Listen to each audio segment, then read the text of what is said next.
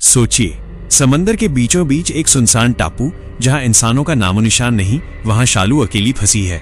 लेकिन वो अकेली नहीं है, उसके साथ है एक अजनबी जिसकी आंखों में एक खौफनाक राज छिपा है। शालू ने एक गलती की और अब उसका शरीर सुन्न पड़ चुका है, वो हिल भी नहीं सकती। अंधेरी रात, वीरान टापू और सामने खड़ा वो दरिंदा। अब क्या होगा शालू का? रजत कुछ देर तक उसे देखता रहता है, फिर आसमान की तरफ नजर उठाकर कहता है, शाम होने वाली है, शायद आज मुझे यहीं रुकना पड़ेगा। अगर तुम्हें बुरा ना लगे तो क्या मैं आज रात तुम्हारी झोपड़ी में रुक सकता हूँ? उसकी आवाज में थकान और एक अजीब सी मासूमियत थी। शालू अंदर से असहज हो जाती है। वो नहीं चाहती थी कि कोई अजनबी उसके इतने करीब रहे, लेकिन वो मना भी नहीं कर पाती। कुछ पल सोचने के बाद वो धीरे से कहती है, ठीक है, तुम यहाँ रुक सकते हो।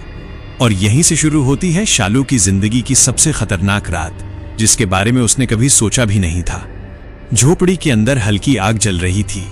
उसकी टिमटिमाती रोशनी दीवारों पर डरावनी परछाइयां बना रही थी। बाहर समुद्र की लहरें तेज आवाज के साथ चट्टानों से टकरा रही थीं और हवा की सरसराहट पूरे माहौल को और भी रहस्यमय बना रही थी।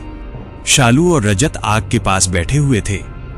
शालू चुपचाप लकड़ियां आग में डाल रही थी और रजत लगातार उसे गौर से देख रहा था। उसकी नजरें शालू के चेहरे पर टिकी हुई थीं, जैसे वो उसे समझने की कोशिश कर रहा हो या शायद कुछ और सोच रहा हो। कुछ देर बाद रजत धीरे से बोलता है, सुबह तुम्हें शरीर में दर्द हो रहा था, अब कैसा लग रहा है? शालू धीमी आवाज में जवाब देती है, अभी भी ठीक नहीं लग रहा, कमर में दर्द है और बहुत थकान है। रजत तुरंत अपनी थैली खोलता है, उसमें से कुछ खास जड़ी बूटियां निकालता है और कहता है, यह जड़ी बहुत काम की है, इसे खाने से शरीर में ताकत आती है और थकान भी दूर हो जाती है।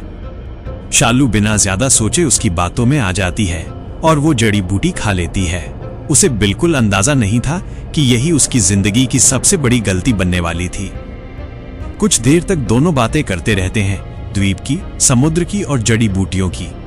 रजत उसे अलग अलग पौधों के बारे में बताता है कि कौन सी जड़ी किस काम आती है। शालू ध्यान से उसकी बातें सुनती रहती है।